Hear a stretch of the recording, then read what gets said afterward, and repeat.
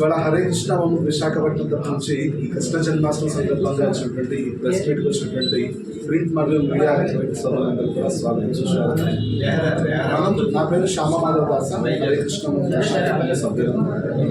గత 15 ఏళ్లుగా మన విశాఖపట్నంలో ఈ కృష్ణ జన్మాష్టమి అనేది మనం సెలబ్రేట్ చేసుకుంటూ వస్తున్నాం.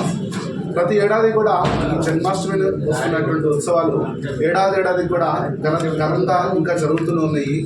ఇది ఈ సంవత్సరం 15వ సంవత్సరం మన శ్రీకృష్ణ జన్మాష్టమి సెలబ్రేషన్స్ ఆగస్టు 25 మరియు 26 తారీఖులు అనగా ఆదివారం మరియు సోమవారంలో విశాఖపట్నంలో 2 చోట్ల అత్యంత ఘన వైభవంగా మనం చేస్తున్నాము. ఒకటి ఏంటంటే ఎంవిపిలో గల గాజరాజు ప్యాలెస్, మరొకటి ఏంటంటే గంభీరంలో గల ఐఏఎం ఆర్టీఓ ఆఫీస్ రోడ్లో ఉన్నటువంటి హరే కృష్ణ వైకుంఠ మందిర ప్రాంగణంలో మన ఈ కృష్ణ జన్మాష్టమి వేడుకలు అనేది అత్యంత ఘనవైభవంగా చేసుకుంటున్నాము. మొదటగా ఉన్నటువంటి ఈ యొక్క ఎంవిపి కాలనీ గాజరాజు ప్యాలెస్ చేసే ఈ జన్మాష్టమి ఉత్సవాలలో భగవంతుడికి హరినామ మండప సేవ అంటే భగవంతుడికి 108 పలకల ద్వారా వచ్చిన ప్రతి భక్తుడు కూడా ఆ హరే కృష్ణ మంత్రాన్ని జపం చేస్తూ స్వామివారి దర్శనానికి ముందే తన మనసును ప్రశాంతంగా ఉంచుకోవడానికి మనం ట్రై చేయడానికి ఆ యొక్క హరినామ జప మండపాన్ని ఎంగేజ్ చేయడం జరిగింది. తర్వాత ఏంటంటే భగవంతునికి జూలన్ సేవ అంటే ఆ బాలగోపాలుడు ఏ బాలగోపాలుడు అయితే 5000 సంవత్సరాల క్రితం నందవసుదేవులకు కుమారుడుగా వ్యవహరించాడు, అలాంటి బాలగోపాలునికి మనం అనేది జూలన సేవ, ఉయ్యాల సేవ, ఊంజల సేవ చేస్తున్నాం అనమాట. ఈ ఉయ్యాల సేవలో భగవంతుడు ఒక చిన్న బాలుడిలాగా అలరాడుతూ ఉంటాడు. దానితో పాటు ఈ సంవత్సరం భగవంతునికి అనేక విధమైనటువంటి పంచగవ్యాలతో, పంచామృతాలతో, పండరసాలతో, రకరకాల వివిధ రకాల సుగంధ పుష్పాలతో భగవంతుడికి పుష్పవృష్టి కూడా చేయడం జరుగుతుంది. ఇది విశాఖపట్నంలో ఉన్న మన గాజరాజు ప్యాలెస్లో ఈ ఉత్సవాలు ఘనంగా జరుగుతాయి. అదేవిధంగా మనకి ఆ ఐఏఎం రోడ్, ఆనందపురంలో ఉన్నటువంటి ఐఏఎం రోడ్లో కూడా హరే కృష్ణ మందిర ప్రాంగణంలో కానీ వీలే వదిలినటువంటి ప్రత్యేక ప్రోగ్రాంలు ఈ సంవత్సరం మనం చేయడం జరుగుతుంది. ఆ ప్రోగ్రాం ఏమంటే భజ గోవిందం.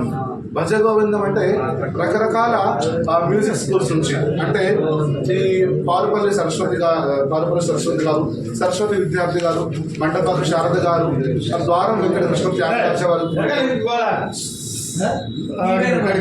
ఈ రకరకాల కూడా విద్యార్థులు ఎంతో మంది విద్యార్థులు వచ్చి భగవంతుడు సంగీత సేవ చేస్తారు. ఈ ప్రత్యేకత ఏంటంటే ఒకటేసారి స్టేజ్ మీద, ఒకే ఘనమైన పెద్ద స్టేజ్ మీద 108 మంది పార్టిసిపెంట్స్, సింగర్ పార్టిసిపెంట్స్ 3 గంటల పాటు భగవంతుడికి నాద నీరాజనం అర్పిస్తారనమాట. భగవంతుడికి ఉన్న సేవల్లో, ఉపచారాల్లో నాద నీరాజనం అనేది కూడా ఒక ఘనమైన సేవ అనమాట. సో భగవంతుడికి 3 గంటల పాటు నిర్విరామంగా భగవంతుడు అనేక రకాల భజనల్ని వాళ్ళు ఆలపిస్తారు. సో ఇది 25 మరియు 26 తారీఖులు 2 రోజులు కూడా ఈ భజ గోవిందం అనేది సాయంత్రం 6:30 గంటల నుంచి 9:30 గంటల వరకు ఉంటుంది.